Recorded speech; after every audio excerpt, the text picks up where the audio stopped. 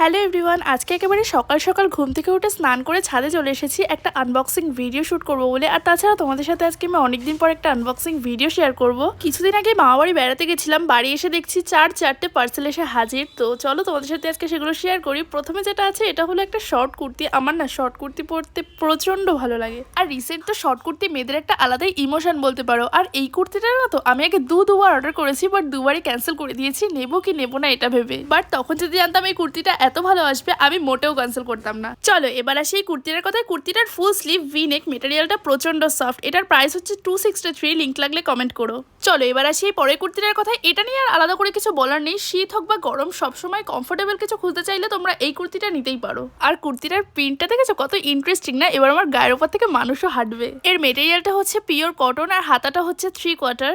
এটার প্রাইস হচ্ছে 226, লিঙ্ক লাগলে কমেন্ট করো। বাকি দুটো জিনিস নেক্সট ভিডিওতে দেখাবো। বাই।